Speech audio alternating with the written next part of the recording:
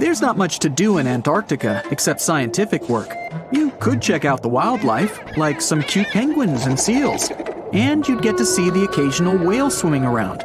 Antarctica is one of the biggest lands out there that's only inhabited by scientists and researchers from all over the world. These scientists dug a hole through some pretty thick ice to study the ancient air and how the atmosphere cleans itself. They used a special drill and dug a clean cylindrical hole 450 feet below the surface. Some of this ice can be up to 800,000 years old and is a good indicator of what the climate was like in the past. It's like checking out tree rings to determine how old a certain tree is, except it's more complicated than that.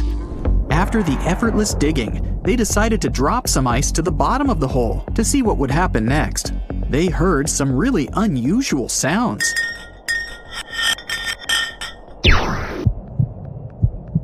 It felt like being on a spaceship traveling through a bunch of obstacles with many rocks smashing into each other.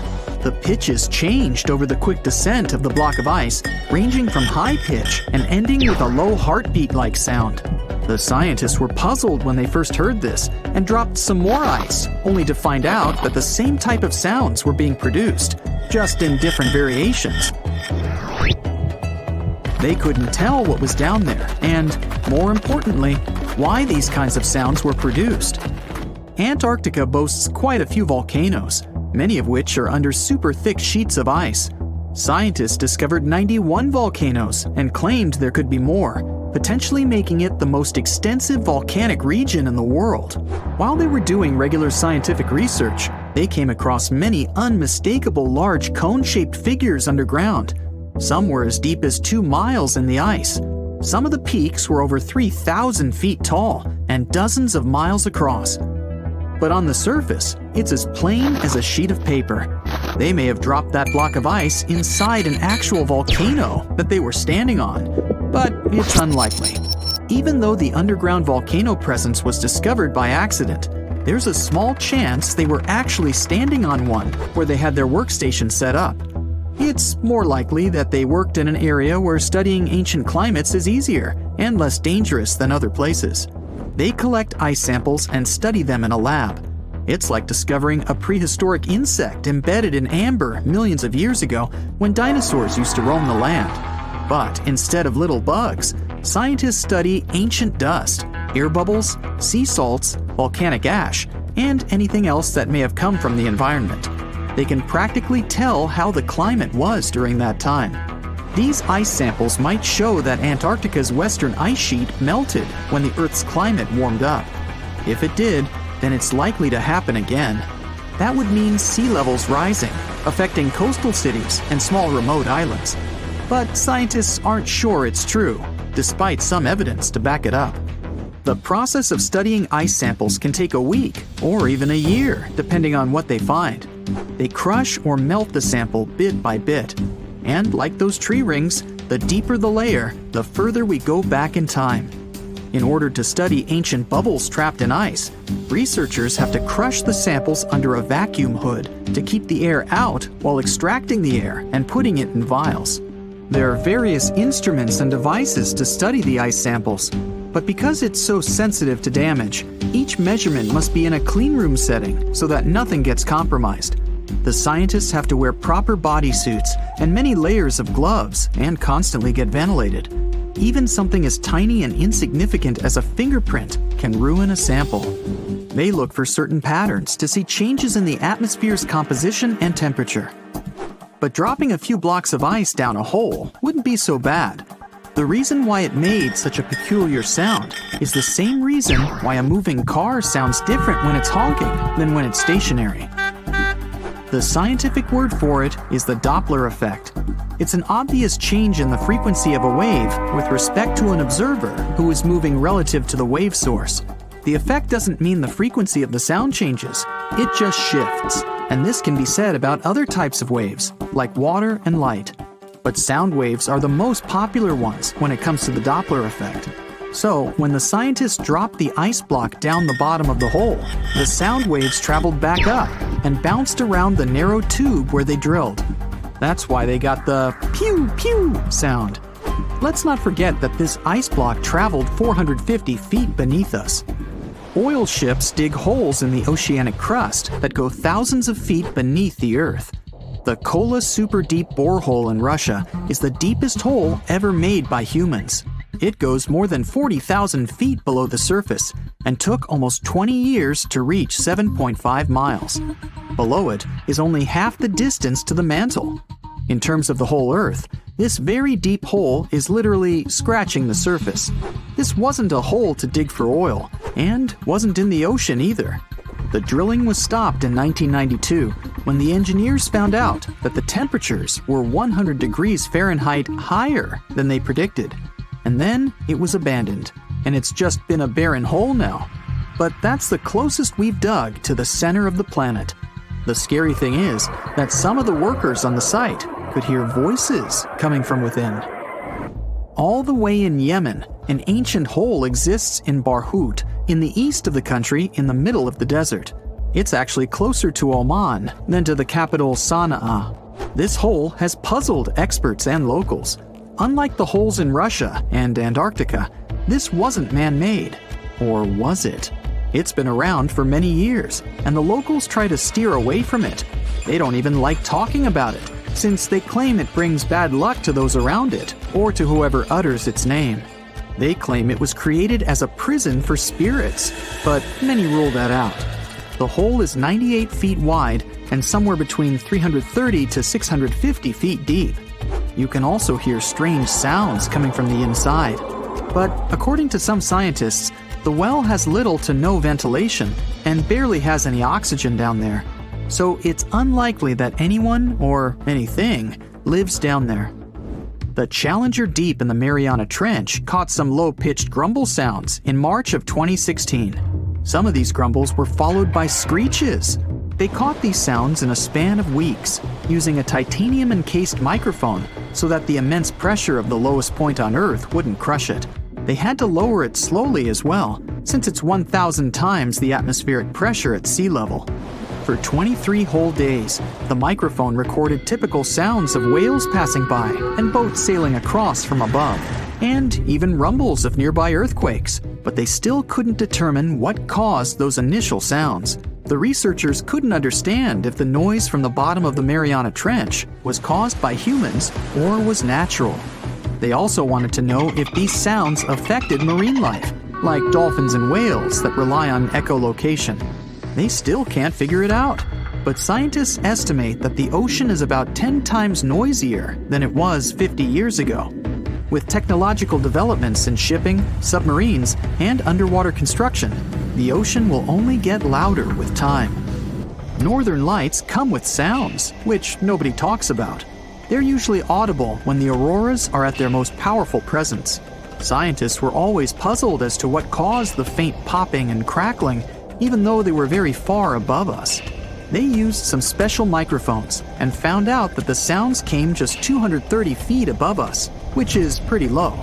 They're caused by electrical charges gaining power in a specific region of the auroras. The electrical charges are disturbed by magnetic storms that fire up the northern lights. As a result, some tiny sparks are released into the atmosphere, causing the faint crackling and popping noise. It was one of the biggest creatures ever to roam the Earth. It was longer than your average school bus and could easily weigh more than 10 elephants combined. But where did it live? How did it end up having this size? And most importantly, why is it extinct nowadays? Let's find out. The Megalodon was the largest predator ever known in our planet's history. In terms of its location, the Megalodon lived practically in all waters on our globe, except near the poles. The reason why there were no Megalodon teeth found in Antarctica is probably that the gigantic creature adapted to only warm tropical and subtropical waters. The younger ones liked to keep to the shores, while full-grown adults preferred coastal areas, but they could easily move into the open ocean as well. How do we know the Megalodon was so widely spread?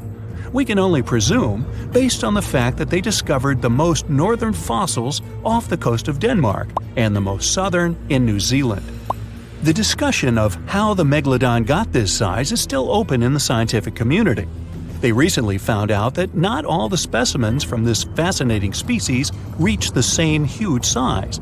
This has to do with a little something called the Bergmann's Rule, which says that the temperature of the surrounding environment affects the animal's body size because they either need to conserve or shed heat.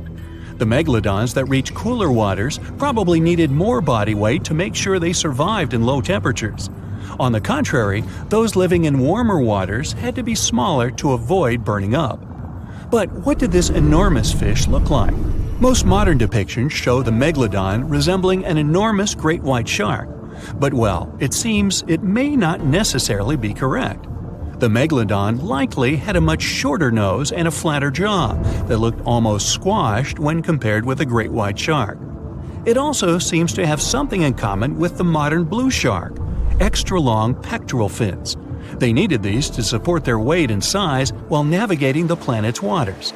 Lastly, the lady megalodons, seem to have been about twice as large as the gentlemen. As for their offspring, even a small megalodon was enormous, at least 6.5 feet from nose to tail. How do we know that? Because specialists have stumbled upon megalodon nursery habitats in Panama, Maryland, the Canary Islands, and Florida. Even the piles of used diapers were enormous. Nah, not really. Surely the scariest aspect of the megalodon's looks was its mouth. I mean, think about it. Megalodon had whales for dinner, so it obviously needed to open its mouth wide enough. Scientists have estimated that its jaw would span a mind-boggling size, 9 by 11 feet wide.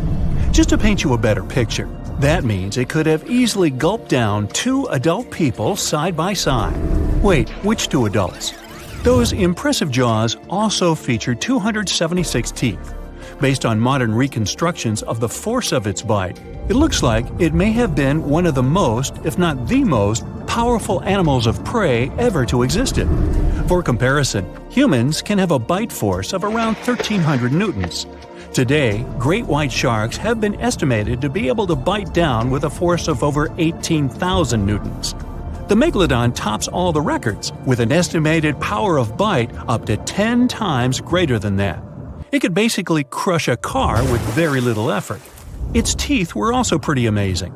Similar to sharks, the megalodon was fast in replacing its broken or worn teeth. With 4 or 5 rows of teeth in its mouth, it basically acted like a conveyor belt, growing back damaged or missing teeth within about 48 hours. This means that an adult megalodon probably would have grown several thousand teeth throughout its lifetime. It was nice of them to do that, though, since it's probably one of the reasons why megalodon teeth are so common in fossil records, and we're able to study them properly. To maintain its impressive physique, the megalodon had to eat somewhere around 2,500 pounds of food per day. Can't wrap your head around that? Well, it was the equivalent of 1.25 cows per day to survive. It's like if you had to eat 3,300 cans of tuna every day. I've used the word megalodon a lot, but have I mentioned where it comes from? When translated from Greek, it means giant tooth. Ah, those clever Greeks. However, this giant shark's full scientific name is a bit more complicated: Carcharocles megalodon. But are these gigantic predators actually extinct? We tend to believe so, but let's be honest for a second. We've come to know more about the surface of Mars than the depths of our oceans. Like, we've only explored 15% of our oceans altogether. Who knows what may be lying out there in the deep? Maybe some ancient predators? The Mariana Trench is the deepest oceanic trench on Earth. The Challenger Deep, its deepest part, is so deep that you could dip the whole of Mount Everest in there and it would still be over a mile above the surface. That's deep. If a megalodon or 2 ever needed a place to crash, that would be a discreet enough location. However, the Mariana Trench is not a particularly comfy place to be in. Because it's cold and steeped in total darkness and all. The temperatures here are around 36 degrees Fahrenheit all year round. And to top it all off, the pressure is 1,000 times stronger than at sea level. So it's safe to assume that if any megalodon is hiding in here, its teeth and bones might not be looking so good. Because of the intense pressure here in the Mariana Trench, proteins and calcium start to dissolve and disintegrate.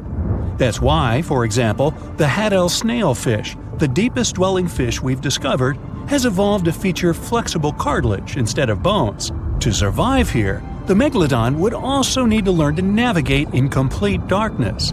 That means they would have to either become luminescent or evolve to grow massive eyes like the giant squid. While it may sound like an intriguing and good idea for a movie script, most scientists don't think it's possible. Why? Well, most of them say it's because of the megalodon's size. Most foods that megalodons like to eat live in shallow ocean areas and not in the deep sea. Specialists believe that if these animals were actually still roaming our waters, there's no way we wouldn't know about it. They would need to come up for dinner every now and then, right? Their food is also the most likely cause of why the megalodon is not alive anymore. While some specialists believe the megalodon became extinct because of a drop in the ocean water temperature, most scientists suggested that the shifting food chain dynamics may have been more to blame. Why? Because at some point, there was less and less of its primary food source, baleen whales, and at the same time, the numbers of its natural competitors, like smaller predatory sharks like the great white shark and whales, increased. The megalodon did live on this planet a lot more than we did, and way back when we didn't even exist yet.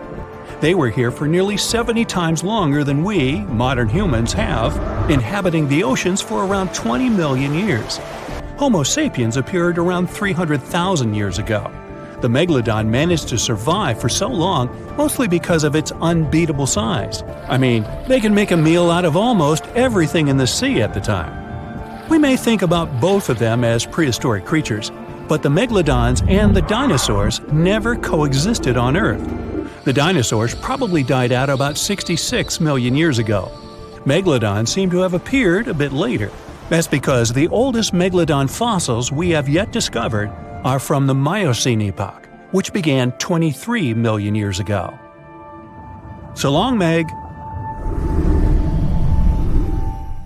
We've all dreamed of visiting the Arctic and witnessing the natural wonders of polar bears frolicking on ice floes or the aurora borealis dancing across the sky. Well, sorry to break it to you, but you won't find any tourists flocking to Antarctica anytime soon. Why, you may ask? Let's dive into it. First off, where is Antarctica? It's located in the southern hemisphere, specifically at the South Pole. The Southern Ocean surrounds it, and most of the continent is covered by ice, making it one of the most remote and frigid places on Earth. Now, have you ever met someone who's visited Antarctica? Probably not. It's one of the least visited places on the planet, and only a handful of lucky explorers have seen its interior, which is mostly made up of glaciers and ice fields. But trust me when I say the wildlife and scenery are out of this world. Why shouldn't you travel to Antarctica? Well, for starters, the environment is incredibly fragile and can be easily damaged. Plus, there are no native human populations on the continent, so your travels would essentially be like visiting an uninhabited island. And let's not forget that it's also one of the most expensive destinations to travel to. Despite all that, Antarctica is not exactly guarded like a fortress, but there is an international agreement called the Antarctic Treaty. This treaty was negotiated to prevent any unwanted activity on the continent and bans some forms of testing done there by member states. But the primary reason we can't just waltz into Antarctica is that it has a delicate ecosystem that needs protection. The treaty states that Antarctica should be used for peaceful purposes only and should be free from any human activity that could harm the environment. Scientists are still learning about the continent's unique ecosystem, and our activity and machines could disrupt the delicate balance that exists there. If you're still itching to go to Antarctica, getting permission isn't exactly a walk in the park. U.S. citizens, for example, need to complete a special form and send it to the Office of Ocean and Polar Affairs. And once you're there, you'll need to follow some strict guidelines to protect the environment, like not disturbing any wildlife or taking souvenirs like rocks, plants, or animals. Now, technically, can you live in Antarctica? While there are no laws banning people from living there permanently, it's a very inhospitable environment and unsuitable for human habitation. Temperatures can reach negative 76 degrees Fahrenheit and below, making it nearly impossible for anyone to survive without the proper equipment and experience. Plus, The nearest piece of land is over 1,000 miles away, making any inhabitants completely cut off from the rest of the world. Who knows? Maybe one day we'll get the chance to visit this unique and fascinating continent. But until then, let's admire it from afar. Let's now talk a bit about the discovery of Antarctica. Unlike other places that were already inhabited, Antarctica never had a native human population. Ancient Greek philosophers had an idea about the continent and called it Antarctos, meaning opposite the bear. The bears it refers to are not the polar ones though, but rather the Great and Little Bear constellations, which are only observable in the northern hemisphere. As a result, the term signifies the opposite of the land of the bear. Whaling and sealing voyages in the late 1700s and early 1800s would venture further south when rounding Cape Horn at the tip of South America. It was known that going further south often meant stronger winds, but also the risk of hitting floating ice of all sizes and of winds and seas that could prove dangerous to the ship and crew. Captain James Cook was the first to cross the Antarctic Circle on January 17, 1773, in the Ross Sea region. He reached a point further north a year later, and though he didn't sight land, he came to within 50 miles and saw deposits of rock held in icebergs, indicating that a more southerly land existed. The first sighting of Antarctica is widely acknowledged to have taken place in January of 1820, during the voyage of two ships under the command of Captain Fabian Gottlieb von Bellingshausen, as part of a 2-year exploratory expedition around the world to discover new lands. The captain's ships were the first to have crossed the Antarctic Circle since Cook. The first undisputed landing on Antarctica didn't happen until much later, on January 24, 1895, at Cape Adare during the whaling voyage of the ship Antarctic, led by Henrik Bull. A small boat with 6 or possibly 7 men on board rowed ashore during calm conditions. You might not believe it, but Antarctica is actually a desert. With all that ice, you'd think it'd be like a winter wonderland with snowball fights and hot cocoa all day long. When we think of deserts, we picture camels and cacti and people struggling to find water. But in Antarctica, it's a whole different story. The struggle isn't to find water, it's to find anything that's not covered in ice. And the average rainfall has been just over 0.4 inches in the past 30 years. That's like a few drops of rain compared to what we're used to. So technically, it's not the dunes or sizzling heat that makes a desert, well, a desert. It's the lack of precipitation. But don't worry, if you ever find yourself lost in Antarctica, you won't have to worry about getting thirsty. Just make sure you bring a jacket and some mittens, because it's cold enough to make you into a popsicle. Not only is Antarctica one of the driest places on Earth, but it's also the coldest, the windiest, and the highest. Talk about overachieving. The penguins and scientists down in Antarctica have at times found themselves in a bit of a pickle when it comes to time. You see, unlike the rest of us on this big blue planet, there is no Antarctica time zone. All the lines of longitude meet at a single point at the South Pole, making it a bit of a head-scratcher when trying to figure out what time it is. Now, you might be thinking, but how do the scientists and researchers keep track of time down there? Good question. They typically stick to the time zone of the country they departed from. However, with stations from all over the world on the Antarctic Peninsula, things can get a little wacky. Imagine trying to coordinate with your neighboring countries without accidentally waking them up in the middle of the night. You might think that not much could survive in a place where the temperature is extremely cold, the sun barely shows up, and the wind could blow you away faster than a tumbleweed. Well, as in many places on Earth, life found a way in Antarctica too. Believe it or not, this frozen continent is buzzing with activity. It's home to billions of krill, which in turn attract lots of seals and more penguins than you can shake a fish at. But don't let their cute and cuddly appearance fool you. Penguins are the ultimate swimmers, with streamlined bodies that would make Olympic medal winners jealous. They come ashore to breed and chill, But their real talent is stealing pebbles from each other and forming mathematically precise huddles to stay warm. Antarctica is also home to the largest species of penguin on Earth. It's called the emperor penguin. Sure, these creatures are flightless birds, but that doesn't mean they can't jump. In fact, some of them can leap up to 120 inches. And let's not forget about the seals. With their furry bodies and special songs, these marine mammals are protected by the Antarctic Treaty, and they're thriving in the cool waters of the Southern Ocean too.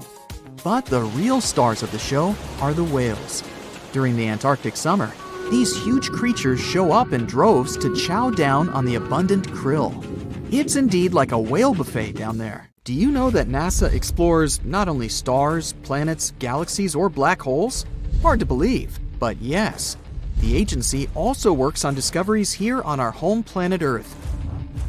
So what has NASA recently discovered? Is there life under the ice?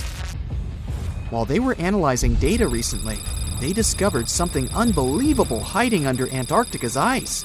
And this discovery not only changes everything we know about the whole water system of the Earth, but it may also help with research about life in space. Humankind's existence might depend on understanding Antarctica and its secrets. So, the recent discoveries reveal vital information about our survival.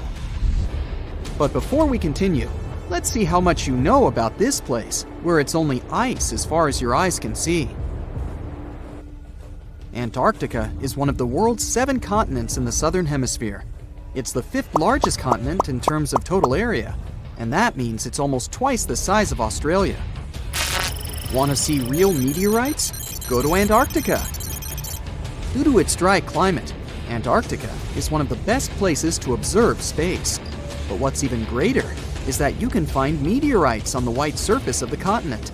Scientists have already plucked about 45,000 meteorites from the ice, and they think they can see another 300,000. Since there aren't many terrestrial rocks there, it's easy for them to spot them, thanks to their dark color. Antarctica's dry desert environment also helps preserve them, even the ones that fell to Earth more than 1 million years ago. And can you imagine any volcanic activity in Antarctica? It's hard. But this place is where fire meets the ice. West Antarctica is where most volcanic activity occurs. Scientists recently found that 138 volcanoes exist in West Antarctica alone. Wow! You would think that Antarctica is always cold, but no. Its coastal regions can get as warm as 50 degrees Fahrenheit. But have you ever wondered what Antarctica would look like if there were no ice? It may seem unimaginable now, but it was not always covered by ice. That was 34 million years ago, though, so nobody could tell how the continent's surface would be without the ice. But NASA changed that. They generated computer simulations and created the most accurate map of it as of today. What they saw was incredible. The continent was not flat at all, like it seemed. It's pretty bumpy, with valleys, rolling plains, and high mountains. But this was nothing next to what they had discovered under Antarctica's ice. So, what is it? Drum roll, please. NASA found 2 new subglacial lakes. And what's even cooler about it is that they spotted these lakes from space. How is that? If your answer is high-tech satellites, then you're right. In 2003, NASA launched a satellite called IceSat. It measured ice sheet mass balance and cloud and aerosol heights.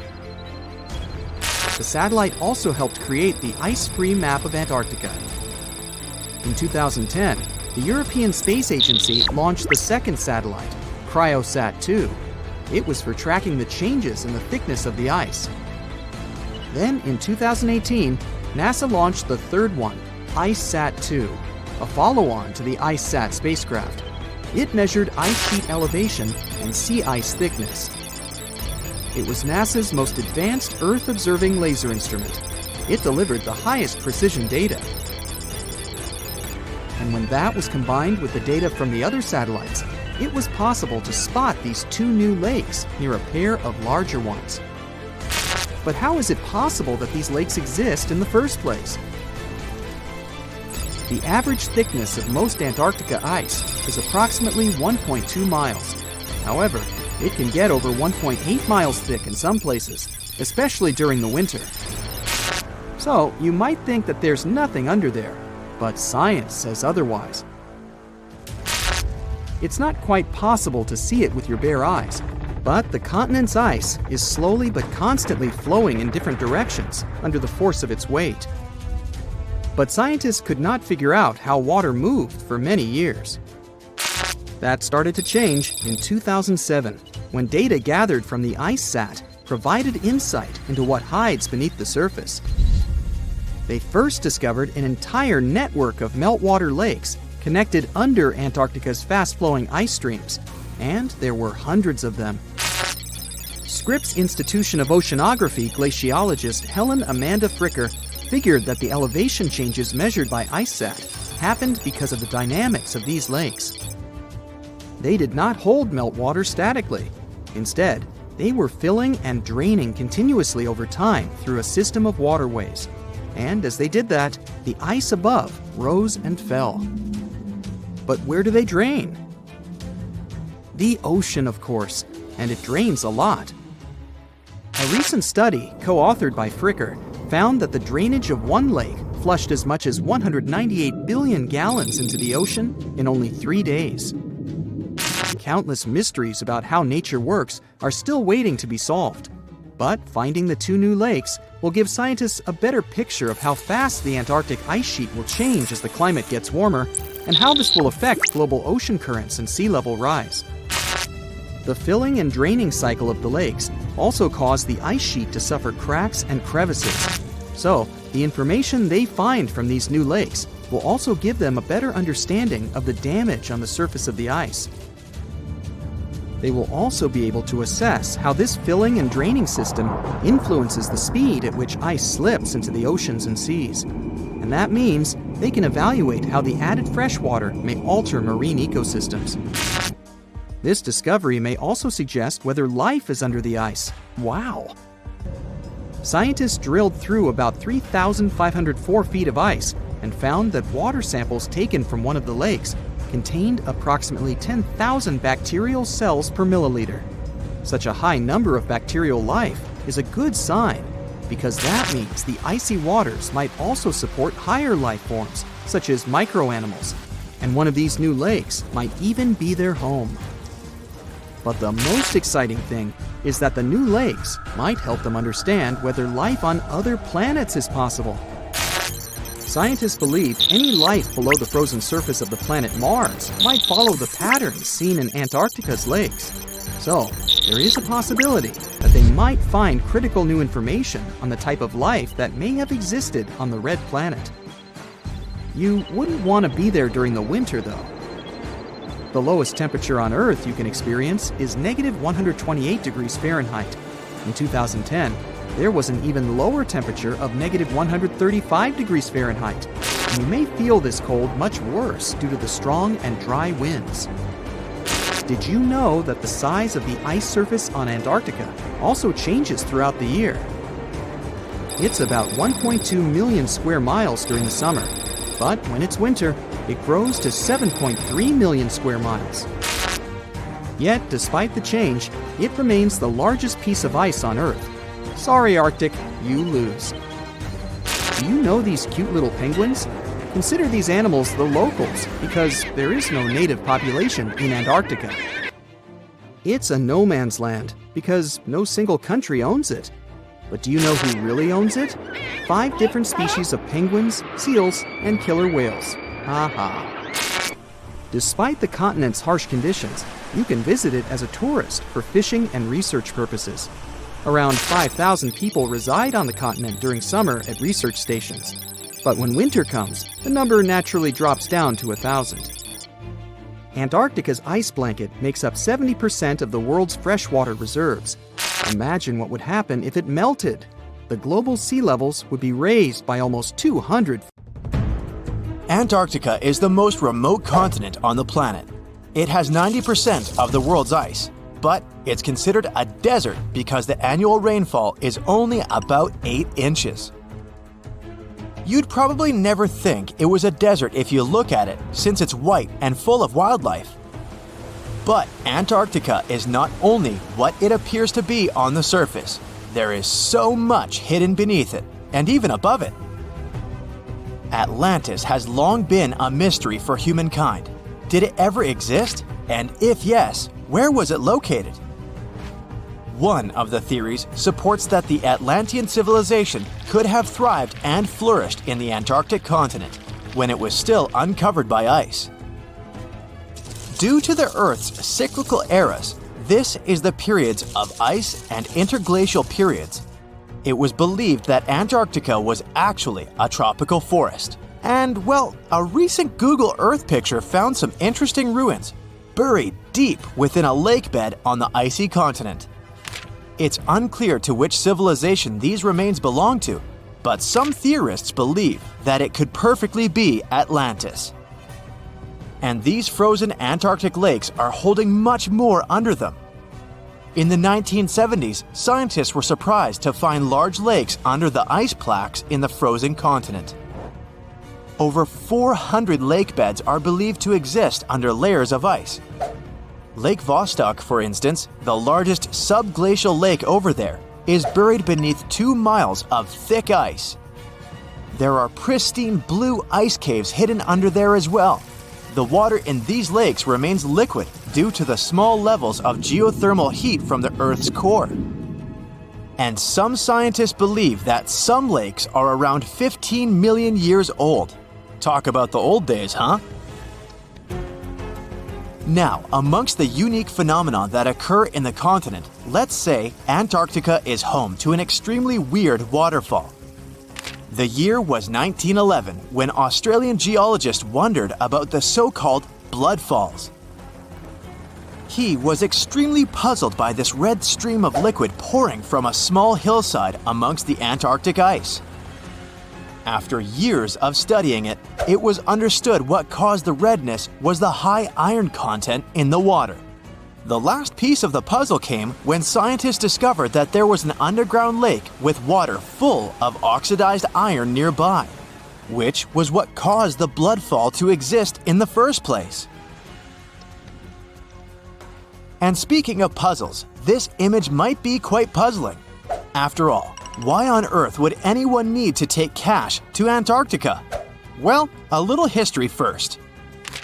Back in 1956, the US founded McMurdo Research Station, which is the biggest science hub in the continent to date. At its peak, the McMurdo Station hosts from 200 to 1,000 scientists. And these people need money to buy coffee, pizza, and other things to meet their daily needs. That's when Wells Fargo decided to install an ATM there. Oh, and they even set a Guinness World Record this way. The Wells Fargo ATM at McMurdo Station is the most southern one in the world. And it's the loneliest ATM in the world as well, as there isn't another one for hundreds and hundreds of miles. The freezing temperatures in Antarctica can make the continent hostile to human life. Actually, Antarctica is the coldest, driest, and windiest continent on our planet. The average temperature along the coast is around 14 degrees Fahrenheit, but as you head towards the Antarctic hinterlands, it gets even colder than that. The interior of the continent can register temperatures of around -71 degrees Fahrenheit. On the bright side, these freezing conditions can account for some mesmerizing phenomena, such as ice bubbles. These bubbles frozen inside some Antarctic lakes are bubbles of methane gas. The gas released from the melting of glaciers ends up freezing midway and makes for a beautiful and exotic scene. I guess methane never looked this pretty before, did it? A few years ago, scientists were taken aback by a giant hole the size of the Netherlands in one Antarctic lake. For scale, that's more or less the size of Lake Michigan. These holes are called polynyas, and they are a natural phenomenon in the continent. However, this one is the biggest scientists have ever seen since the 1970s. So you'll understand, polynyas are massive holes in a sea of ice. Most of them occur along the continent's coast, but this new one was found in the Weddell Sea, much farther from the shore. Scientists are still trying to understand how that happened and what its implications are for the climate in the region. There's one feature in the continent that looks completely man-made and has even sparked several theories around the world regarding its origins. I mean, this formation looks exactly like other man-made pyramids, doesn't it? The only difference is that this is actually a natural rock formation and has existed for a very long time. It was first found during an expedition in the 1910s and was kept secret ever since. It was nicknamed Pyramid, but its correct scientific name is Nunatak, which is simply a peak of rock sticking out above a glacier or an ice sheet. There are other famous peaks that look pyramid-shaped, such as the Matterhorn in Switzerland. So no, this really isn't a human construction, we're sure of it. And the list of fascinating discoveries on the ice continent goes on. An artificial intelligence program was analyzing a set of data on Antarctica when it came across a stunning discovery. There may be up to 300,000 undiscovered meteorites to be found in the icy field of the continent. The truth is, meteorites have been falling on the continent for millions of years, but it was only 110 years ago that the first one was found. And guess what? Recently, researchers found a Martian meteorite in East Antarctica. It was the biggest one found in the last 25 years, and it weighed about 165 pounds. Now, usually fire and ice are rather a tricky combination, so I'm guessing you wouldn't say that Antarctica hosts an active volcano, right? But it does. The volcano, known as Mount Erebus, is the southernmost active volcano in the world with liquid magma and lava boiling for eons. Actually, Mount Erebus has been active for over 1 million years, and it's Antarctica's second highest volcano with a height of 12,000 feet. We've mentioned before that Antarctica wasn't always icy, but could you imagine a huge rainforest covering the entire continent? This isn't science fiction, it's actually true. Leaf impressions and fossilized wood clearly show signs of tropical trees in the region.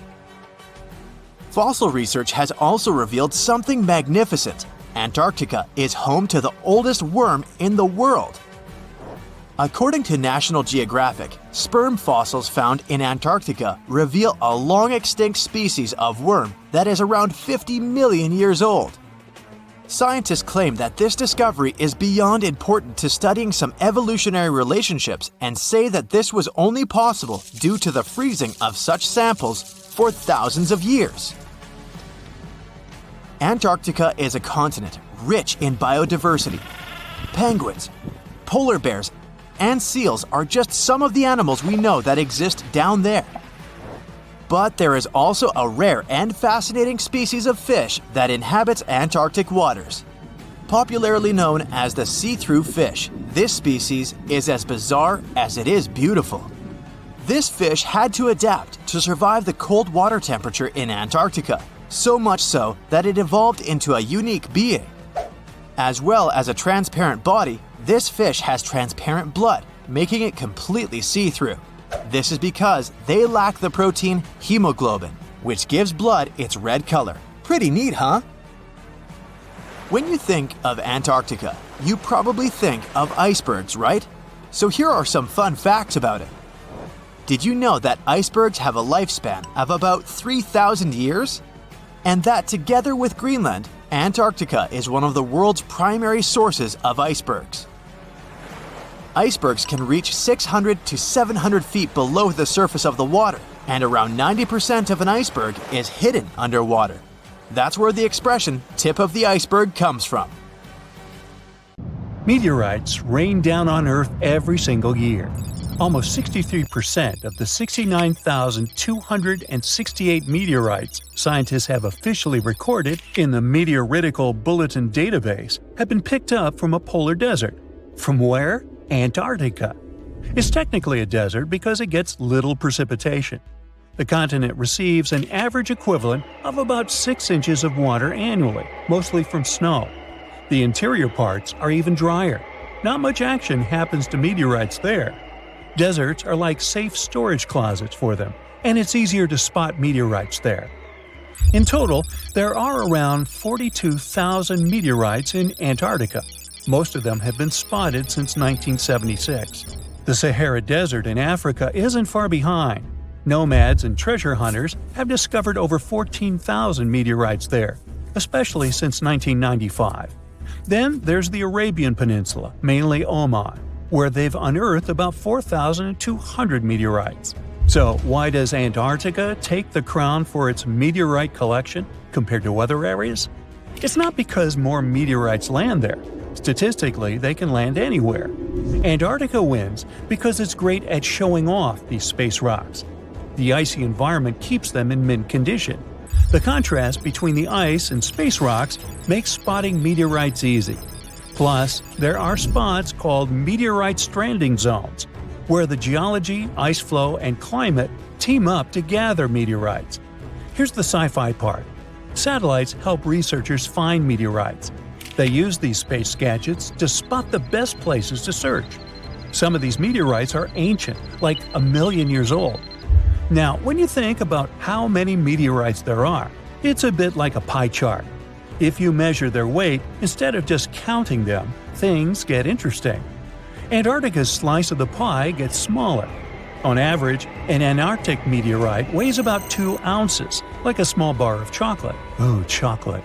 But in the Sahara, they've got all sizes, so the average is about a pound. Now let's talk about meteorites in action. Only a tiny bit, maybe just 1.8% of all meteorites found have been seen falling. These are called falls. Clever name. Meteorite detectives, or meteoriticists, get all excited when they see that. The other 98% are finds. Someone stumbled upon them without seeing the meteorite take its cosmic leap. So when we only look at the ones that fell from the sky, most are called stony meteorites. These are like regular fellas of the meteorite world, but there's also a special kind called iron meteorites, or just irons. There are also super rare meteorites, called mesositerites, and pelocities, that are like a mix of metal and regular rock stuff. In places where humans live, like North America, people tend to find more iron meteorites than those that fell. That's because iron ones are usually bigger and more eye-catching. Farmers found some of these while they were working in their fields. Oh, surprise! A bunch of gigantic iron meteorites from places like China, Namibia, and the US make the chart slices huge. Now, check out this adventure. A group of scientists braving the crazy cold of Antarctica's icy desert to uncover some fresh meteorites found what they had been looking for. In fact, one of the meteorites weighed almost 17 pounds. The ones like that are pretty huge. Do they have an impact on Earth? Science says yes, they do. Meteorite impacts are more common than you think. About 17 meteorites smack Earth's surface every single day. Since most of the planet is covered with water, there are loads of places without people around. That's why these hits often go unnoticed. Most meteorites are just small bits zipping through our atmosphere anyway. By the time they touch down, they get tiny thanks to all the friction against the air. Not all meteorite impacts are wimpy. Some supersized ones have rocked our world. Remember when dinosaurs said bye-bye? Yeah, that might have been the fault of a huge asteroid. These meteorite hits are random, and they happen all the time. Scientists have uncovered evidence of a massive meteor impact even before the famous dinosaur wipeout. This impact is thought to have triggered the biggest extinction event in Earth's history. The 300-mile-wide impact crater is chilling over a mile beneath the East Antarctic ice sheet. This mega event occurred about 250 million years ago. The epicenter of the crater is in the Wilkes-Land area of East Antarctica. It might have started the breakup of the Gondwana supercontinent. It was a big landmass that included parts of what are now South America, Africa, Antarctica, Australia, and more. So the Gondwana supercontinent started to chip off by creating a tectonic rift that pushed Australia northward. This Wilkesland impact surpasses the one that led to the dinosaurs' extinction in terms of scale and could have caused catastrophic consequences at the time. The Hoba meteorite is a huge chunk of space stuff chilling on Earth. It crash-landed about 80,000 years ago in Namibia. The thing is a heavyweight, like twice the size of the next biggest meteorite ever found. Interestingly, it also has a weird flat shape.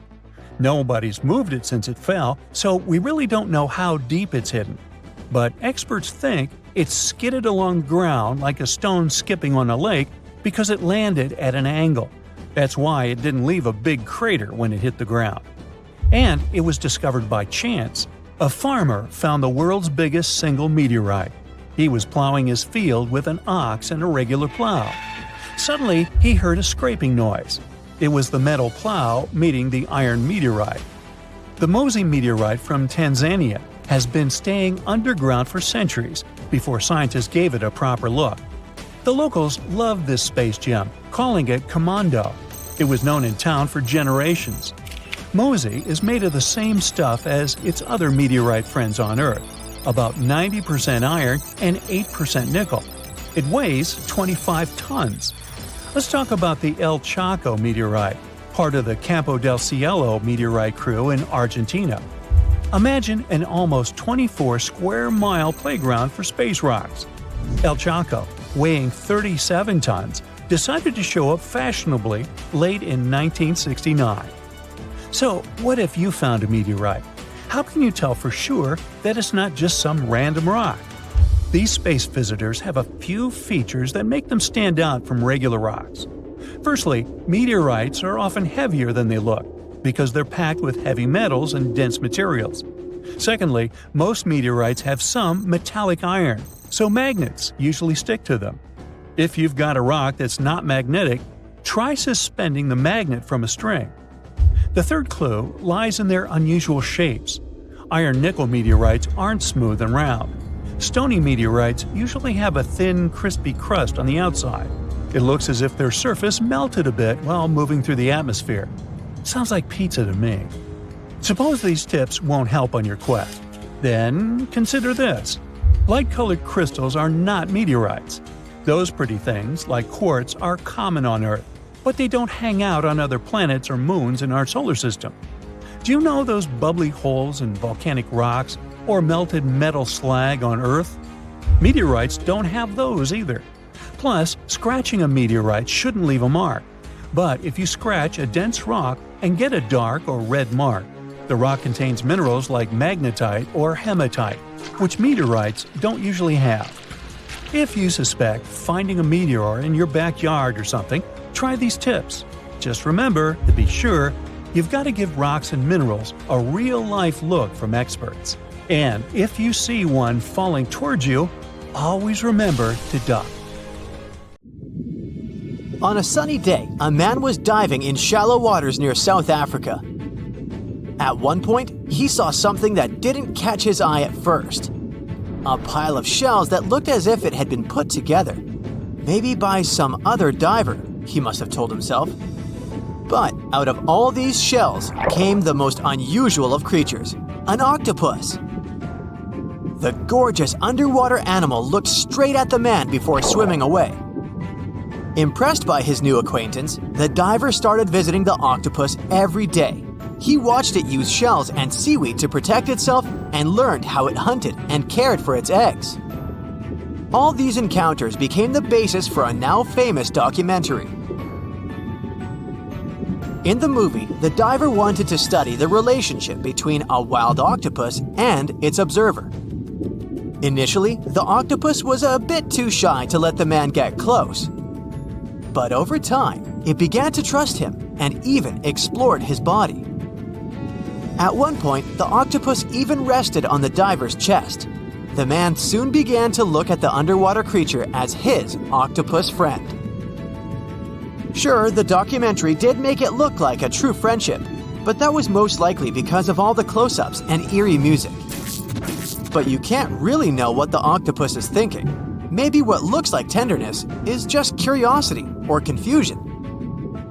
Maybe an apparent hug is really just a defense mechanism. Some people may love octopuses, but can they really be friends with a human?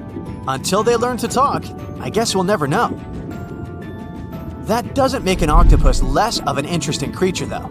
Apart from those quirky sets of tentacles, obviously, octopuses have another characteristic that sets them apart from other sea creatures. A recent study that involved studying the footage of octopuses living underwater shows that they sometimes develop this unusual behavior. They seem to throw things at each other on purpose. It can be anything from dirt from the bottom of the sea to shells or rocks. Octopuses are known to be solitary creatures, so when something or someone, like an underwater camera person, gets too close to them, they might lash out. Just as we have yet to discover the limits of our galaxies and constellations, we know very little about the bottom of the sea. It's one of the reasons why we find it so hard to explain the behavior of some underwater creatures. The truth is, we don't have good enough technology able to deal with harsh conditions and a limited amount of light underwater. You might have asked yourself at one point, what's the deepest part of the ocean? It's called the Mariana Trench. We don't really know exactly how deep this giant hole is, since it's too difficult to measure, but it's somewhere around 6.8 miles deep and 5 times longer than the Grand Canyon. This massive underwater trench was first studied back in 1875 with the help of a weighted rope. Back in 2012, a Canadian film director reached the bottom of the trench in a submersible vessel called the Deep Sea Challenger. Some of the most bizarre creatures on the planet were discovered here, including the Dumbo octopus, the sea cucumber, and the goblin shark. The Mariana Trench got its name from the nearby Mariana Islands, which were named Las Marianas in honor of Spanish Queen Mariana of Austria. The Mariana Trench might be the deepest part of the ocean that we know of. But one other mysterious phenomenon that's interesting for researchers is called phantom bottoms.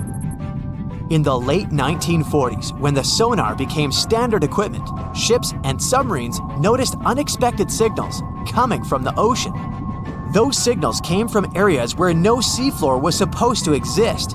What's even more mysterious is that this fake seafloor appeared to move. One researcher at Scripps University found out that these phantom bottoms showing on maps were indeed alive. They were made out of a layer of jellyfish, shrimps, and other deep-sea creatures. The reason why they move is that they rise to the surface at night to feed.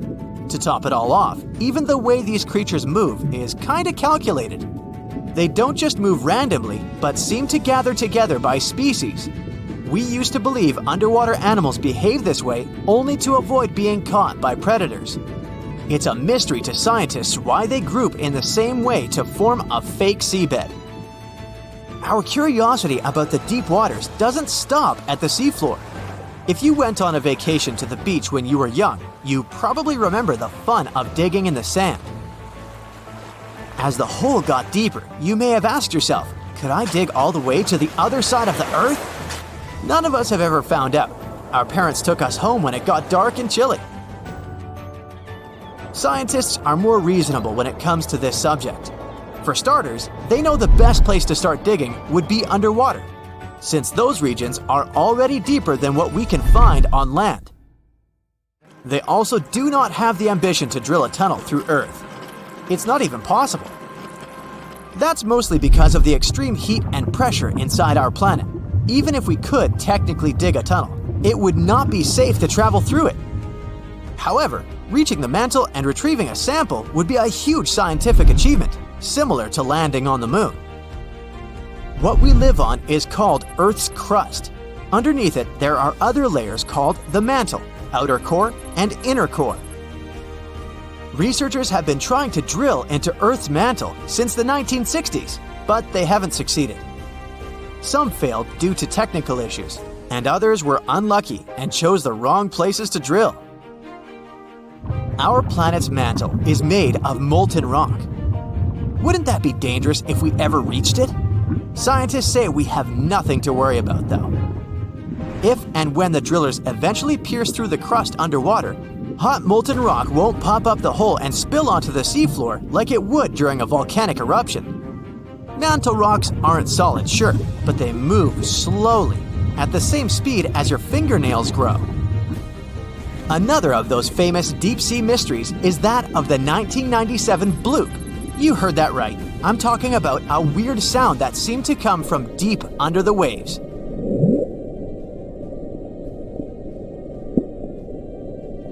People heard it in the South Pacific. No one had ever recounted a sound like that before. Some thought it must have been emitted by a strange creature living deep in the ocean. It didn't help that the noise came from a location mentioned in a story by famous writer H.P. Lovecraft. In his story, it was a creature called Cthulhu that lived there. In the novel, the author described it as a large, human-like monster with tentacles on its face and wings on its back. For many years, people tried to figure out where the noise came from. It wasn't until 2005 that they concluded it was from icebergs breaking off of glaciers. Some people still don't believe that this explanation truly makes sense and are searching for a different reason for the bloop. If creatures living outside of our planet ever decided to come to visit, you wouldn't expect them to go straight to the bottom of the sea, right? Well, some people claim there's a sort of spaceship on the ocean floor, discovered in 2011. It's basically an oval-shaped object located on the bottom of the Baltic Sea. In 2012, a team of divers explored the anomaly and found what appeared to be a staircase and other structures on its surface. This only added to the belief that the large object had been made by someone and wasn't just a natural phenomenon. Even more bizarre, close to the unidentified anomaly, the explorers' electrical equipment, like sonar instruments and satellite phones, started to malfunction. Some scientists believe it just to be a glacial deposit or some other natural formation, but they still don't know for sure what it is. Alert! Alert! Leave all your things behind and find safety immediately. The southern continent has just erupted. This is not a drill. You see people running around, screaming their heads out. Cars bumping into each other. The whole nation is in panic. You're on the southern coast of Australia, but the sky is black and it stretches further than your eye can see. Your friend in southern India calls you and says the same thing. There's ash in the sky and it's raining down on you. You hear rumbling in the distance, and it isn't even your stomach to blame. Everyone starts running inland. The black clouds swallow up everything in sight. Cars, trees, buildings. You're unable to see anything in front of you. Everyone's confused and scared. A tsunami breaches the shores, covering everything in its path. This is the Great Antarctic Eruption. Antarctica is that big continental desert covered in ice. In fact, it's technically the largest desert in the world. It's also covered with a whole lot of volcanoes, just chilling around. Scientists discovered that there are 138 volcanoes in Antarctica, 91 of which are hidden beneath the icy surface, and 47 on top. And there might even be more.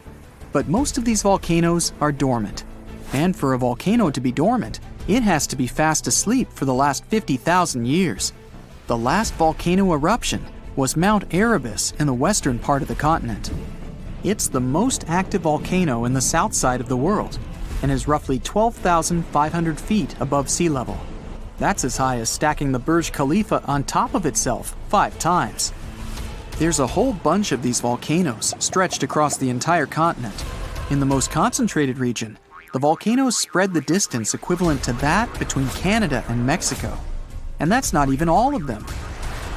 Scientists have warned that if any of these interior ice-contained volcanoes were to erupt, they'd melt the western Antarctic part of the land and increase the spill of ice into the ocean. It would raise the sea level and flood many endangered lands that are already at risk. And that's not mentioning the tectonic plates shifting underneath the surface, which allows some of the magma to squeeze its way to some surfaces. It's scary enough to expect what would happen if a huge volcano erupted. But what would happen if all the volcanoes in the Antarctic continent erupted at the same time? If you were one of those scientists on a boat on their way to conduct some experiments, you would begin to feel unease. You'd notice the water carrying a bit more of the current than usual. You look at your fellow scientists, and they too have the same look on their faces. As you land at the shore and take out all your tools and equipment, things don't seem normal. But the work has to be done. You head to the base and settle in. Business as usual. In the barren land, you see some emperor penguins waddling around, hunting, playing, and doing penguin stuff. But as you look around, you notice that the penguins all suddenly head to the ocean, and many of the wild Antarctic birds also begin flying towards the horizon. Weird. Then the ground starts shaking, and behind you appears a tower of smoke reaching to the sky. The ashes from a volcano can be very harmful for anyone with lung conditions, and even healthy people. The gases that come with it are usually blown away quickly, but are also harmful to humans and cause irritation to the eyes and throat. But if you're nearby, you may need a gas mask, or better yet, evacuate! The gases and ashes are the most dangerous part of a volcanic eruption. Even though the lava spewing and explosion may seem scary, the smoke in the sky can spread far away and even halt planes flying around. You look to your fellow scientists and they signal to you that it's time to go. Make like the penguins and swim off. But the waters are extremely rough and the rumblings getting louder and louder. Suddenly, you see more smoke wafting towards the sky, but from different locations. Back to the boat! It's sad to say, but leaving all that equipment was needed to survive. Carrying all that stuff would have slowed you down, but you're safe. For now. Looking behind you, you see a dark smoke screen covering every corner of the continent. Volcanoes have different types of eruptions. It's not just the shooting out lava into the sky scenario. They can range from aggressive to calm. Some spew out lava and some don't. This all depends on the environment, the number of gases contained, or if there's any groundwater present, and even the chemistry of the magma. So, chances are you'd be seeing all various types of explosions around you. You're out of Antarctica's mainland, but it's surrounded by lagoons and giant ice caps all around. You're doing your best to maneuver around them. But the ash is falling down all around. The sky is dark as the smoke blocks out the sun. Volcanic ash comes in all sizes and can cause different damage, from as little as lung and eye irritation to smothering vegetation and crops. And that's just the thing. More often than not, these volcanic ashes are extremely thick. They can even collapse the roofing of some buildings if a lot of ash is accumulated. Not to mention blocking roads and compromising aquatic life. And that flash in the sky isn't your imagination. Ash clouds in the sky are so powerful that they create electrical fields that can create lightning storms. And these bad boys can interfere with radio signals and even start fires. Also, these clouds are extremely hot on their own. As if that lava flow isn't enough to start any fires. Oh well. But there are some volcanoes that are explosive, and along with the ashes flying around, there are flying rocks. This overheated rubble comes striking down like meteoroids from the sky, and can be pretty dangerous. You see the rocks hit the surrounding ice caps and water around you. As you reach a somewhat safe zone, you see the volcanoes all nicely lined up behind you, spewing all that thick red gooey fire. But the water tide isn't exactly peaceful. Volcanoes near oceans and seas can even cause tsunamis. Great. Submarine earthquakes shake the ocean bottom and produce large, powerful waves. And don't even think about surfing on them. If there are volcanoes spitting out red-hot lava, then why hasn't all the ice in Antarctica melted? The answer lies beneath the Earth's surface. Tectonic plates barely move underneath there. It's pretty safe to say they're stable. So for such a large piece of land, the coldest continent on Earth, the few active volcanoes are insufficient to melt all the ice. The real reason why the ice is melting and water levels are rising is the warm ocean current around Antarctica. But this time, they're all erupting at the same time. With the volcanoes discovered, who knows how many are left underground, covered in ice.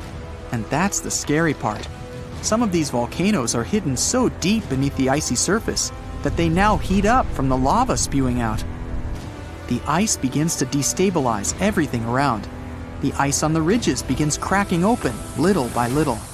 Like giant cans of soda bursting open, lava shoots from the snowy depths, causing enormous cracks in the ground. And then, magma finds its way to the party.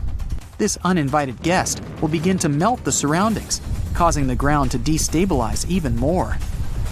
Slowly but surely, the ice around Antarctica will melt. And if all the ice is melted, the Earth's sea level would rise by around 230 feet. That means coastal cities would be submerged underwater. The ocean currents would be flipped around, and hurricanes and typhoons would not want to take a break. Marine life would be in danger, and many small islands would completely disappear. And not to mention the smoke in the air that would travel around the world, halting many flights in the southern region. And if the winds were strong enough, the whole world. The economies would flop, and a worldwide panic would begin. Health emergencies all year round. Yeah, a real nice picture. For years, scientists have been struggling to explain bizarre sounds, some repeating, some heard only once, that come from the dark depths of the ocean. From bewildering hums to worrying bloops, the water transmits outlandish acoustic phenomena. One of these mysterious noises got named the upsweep. For the first time, this long train of sounds was registered in 1991 in the Pacific Ocean. One of the most unusual things about this signal is that it keeps changing, as if trying to confuse researchers even more. Like some unearthly howl, it varies from high to low frequencies and then back again, and you can hear it better in the spring and fall than in the winter and summer. Why the upsweep? It's simple. The sound travels from the bottom of the ocean towards its surface, as if sweeping up. Scientists do have a theory explaining this phenomenon: the activity of undersea volcanoes. Hot lava pouring into ice-cold ocean water could theoretically create such noises, but there's no proof found yet.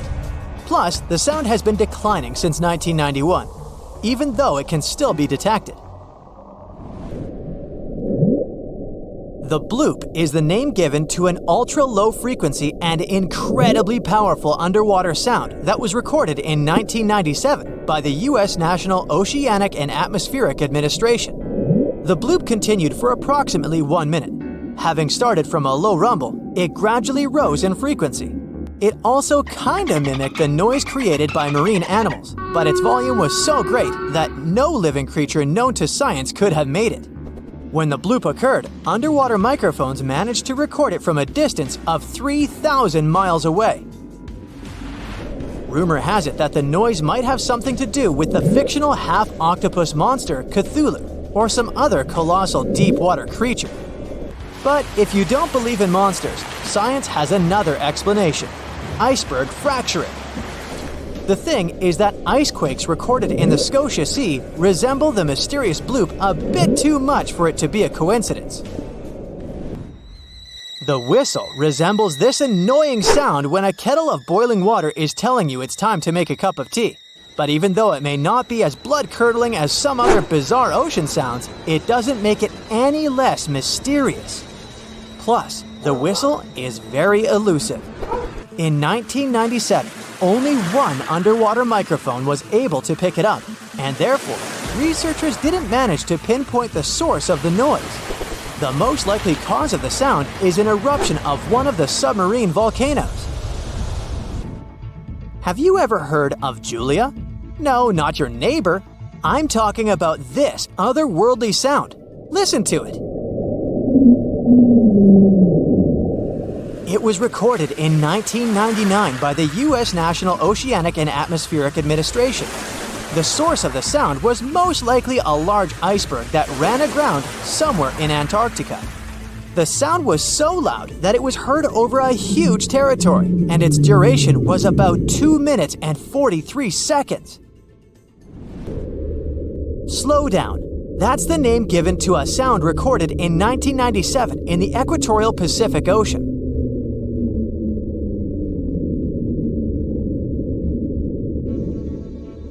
The sound was called this way because it slowly decreased in frequency over 7 minutes or so. It's been picked out a few more times since it was recorded for the first time. The source of the sound isn't very mysterious. Most likely, it was produced by a massive iceberg that became grounded in Antarctica, or it was caused by moving ice. By that, I mean the friction produced by a large ice sheet moving over land. The loneliest whale sound is often called the 52 Hz whale because the animal that creates it calls at a unique for these creatures frequency. When you listen to this sound, it sounds like a low bass note. At the same time, it's much higher than the normal frequency of the whale call, which rings between 10 and 40 Hz. Interestingly, scientists have been listening to the world's loneliest whale for decades, but haven't managed to figure out its precise location.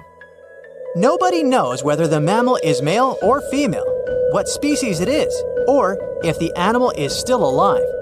After all, for the last time, its call was recorded in 2004. Earth-shaking booming sounds have been reverberating off some parts of North Carolina for more than 150 years. Called Seneca guns, they're most often heard near the coast. The sounds are so powerful that they often rattle window panes and sometimes vibrate entire buildings. They can last from 1 to almost 10 seconds. Even though scientists haven't cracked this mystery yet, there are some theories. They range from earthquakes to severe distant storms and quarry blasts. But even though the ground trembles every time the phenomenon occurs, no seismic activity coincides with these events. So far, scientists have come to the conclusion that the mysterious sounds happen in the atmosphere, not on or under the surface of our planet. If this theory is true, bolides might be the answer.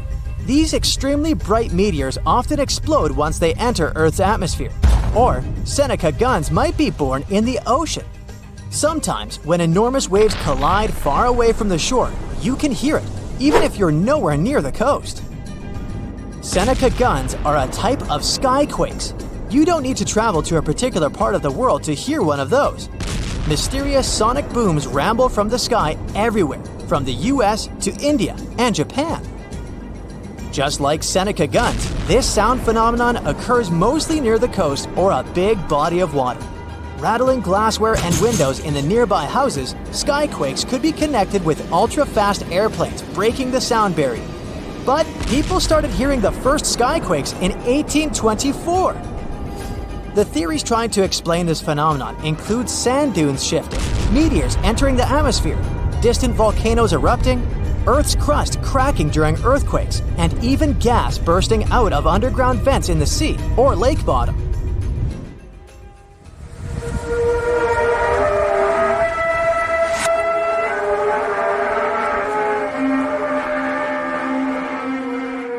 In different countries all over the world, people get paralyzed with fear after hearing otherworldly trumpet sounds that seem to be coming from the sky. The inhabitants of the US, Canada, Australia, Germany, and the Philippines have already heard this hair-raising noise since it was first recorded in 2008. These sounds are sometimes called the sound of apocalypse.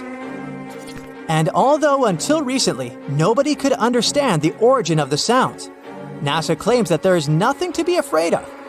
The noise can be coming from our own planet. Usually, it's quiet and thus inaudible to the human ear. But when it gets louder, the outcome is the very trumpet sounds that scare people all over the world. Bristol hum started in the 1970s when hundreds of Bristol inhabitants began to talk about a bizarre noise audible only at night. The noise was a low-level hum, and nobody could identify or trace the source of the sound. But the strangest thing about the noise was that one day, it stopped as abruptly as it started, but not before people in other towns across Britain reported hearing similar sounds. Some time ago, the mysterious sound returned. In 2015, a group of French scientists claimed that they had solved the mystery of the Bristol hum. They stated that the culprit was ocean waves that made the ocean floor vibrate. But while it was all good and well, it didn't explain why the sound was around for only several years or why it chose to return. If you ever come to the town of Taos in New Mexico, Don't let another strange and unexplained phenomenon send you running for the hills. This phenomenon is a faint, low-frequency hum ringing in the desert air and grating on your nerves. Even stranger, only 2% of people who live in Taos hear this noise. But for those who do, it's unstoppable torture. On top of that, everyone describes the sound in a different way, from a quiet whir to an eerie hum or even persistent buzz. And while some people believe that the Taos hum is the result of unusual acoustics, the others suspect a bad case of mass hysteria. No one has located the origin of the hum yet. The largest volcanic region on Earth is not in Africa or Japan, but under the ice of Antarctica. Scientists found 138 volcanoes in its western part, and if they decide to go wild, you'll surely notice it. They could melt huge amounts of ice that will move into the ocean, raise its level, and make our planet uninhabitable for humans. But before you pack your things to fly away to another planet, hear me out. Only 2 of the Antarctic volcanoes are officially classified as active now, and it would take a whole series of eruptions, decade after decade, to seriously impact the whole world. Mount Erebus, one of the 2 Antarctic volcanoes currently in action, proudly bears the title of the world's southernmost active one. It has been continuously erupting since at least 1972. It emits plumes of gas and steam and sometimes even spews out rocks, and scientists call it Strombolian eruptions. One of the coolest features is a lava lake in one of its summit craters, with molten material on the surface. Such lakes are rather rare because they need certain conditions to make sure the surface never freezes over. The second active volcano is Deception Island, a horseshoe-shaped landmass. It is the caldera of an active volcano that last erupted over 50 years ago. Scientists who monitor it say it shouldn't go wild anytime soon. Antarctica also has plenty of fumaroles. Those are volcanic vents that release gases and vapors into the air. In the right conditions, they can spew out enough stuff to build fumarolic ice towers up to 10 feet tall. Scientists keep an eye on the Antarctic volcanoes with seismometers that detect when the Earth starts trembling from volcanic activity. Sometimes they also use more complicated tech, but it's all really challenging because of how far away this polar region is and how tricky it is to get there. That's why no one can predict when one of the continent's volcanoes that are now sleeping might erupt. We can guess what this waking up would look like if we analyze the events from nearly 20,000 years ago. So, shall we? One of Antarctica's sleeping volcanoes, Mount Takahe, had a series of eruptions and spewed out a good amount of halogens rich in ozone back then. Some scientists say these events warmed up the southern hemisphere. Glaciers started to melt and help finish the last ice age. For these events to repeat, we'd need a series of eruptions with substances rich in halogens from one or more volcanoes that are now above the ice. It's an unlikely scenario, but since it already happened in the past, it's not completely impossible. As for volcanoes hiding under a thick layer of ice, it looks like their gases would hardly make it to the atmosphere, but they would be strong enough to melt huge caverns in the base of the ice and produce a serious amount of meltwater.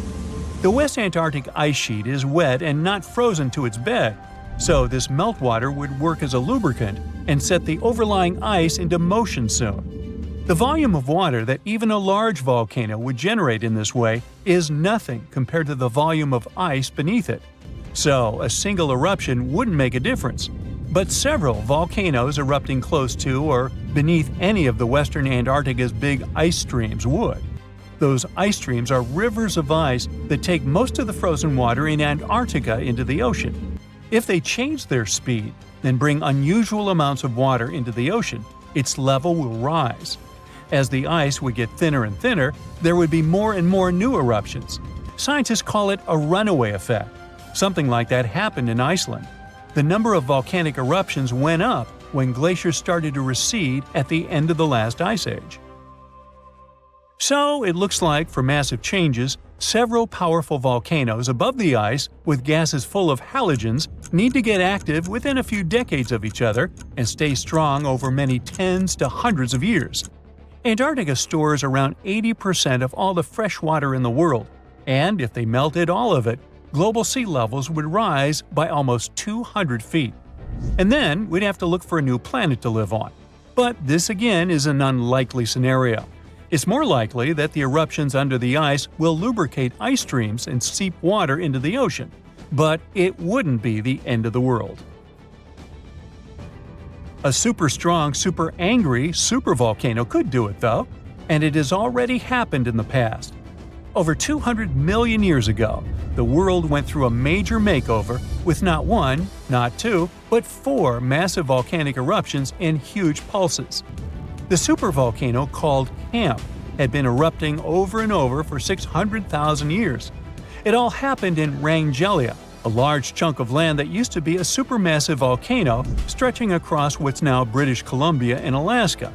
And it wasn't the lava or the volcanic ash that ruined the environment. The eruption made carbon levels skyrocket. The planet would never be the same again. This volcanic activity might have helped dinosaurs grow from cat-sized critters into giants we saw in Jurassic Park. It kicked off a 2-million-year rainy season. It made the whole world hot and humid, and the dinos just loved it. Researchers dug deep into sediment layers beneath an ancient lake in Asia to uncover these secrets. They found traces of volcanic ash and mercury, clear signs of those epic eruptions. There were carbon signatures showing huge spikes in carbon dioxide levels. It made the atmosphere toasty, and the rain poured down. So the bad news is, another eruption like this could happen. The supervolcano beneath Yellowstone National Park has been sleeping for nearly 70,000 years. But if it wakes up, it would be many times more catastrophic than the eruption of Mount St. Helens in 1980. It's considered the most disastrous volcanic eruption in U.S. history. It followed 2 months of earthquakes and injection of magma below the volcano that weakened and destroyed the entire north face of the mountain. The eruption column went 80,000 feet into the atmosphere and spread ash over 11 U.S. states and several Canadian provinces. The last Yellowstone eruption was 1,000 times greater than that. The ground above Yellowstone sits on a hot spot made of molten and semi-molten rock called magma. This magma stuff flows into a chamber beneath the park, about 4 to 6 miles down, making the ground puff up like a balloon. But then, as it cools down, the ground goes back to its usual state. Volcano watchers have been keeping an eye on this for a century. They noticed the ground lift up about 10 inches around 20 years ago, but since 2010, it's been going back down. The experts say we have no big eruptions on the horizon, so doomsday isn't coming anytime soon. But there's some underground activity going on lately which keeps us interested. Since humans haven't been around to witness every little thing Yellowstone does, it's kind of tough to say for sure what's brewing down there. Yellowstone has had some epic eruptions within the last couple million years. They happen like clockwork, with gaps of 600,000 to 800,000 years between them. The last big one was around 640,000 years ago, and it basically reshaped the entire landscape, spreading ash and debris as far as Louisiana. You can still see the aftermath of the last big eruption in the Yellowstone caldera today. Experts say a massive eruption like the last one is an unlikely scenario. We're more likely to see eruptions of steam and hot water or lava flows. When and with what force it will wake up remains a mystery to scientists.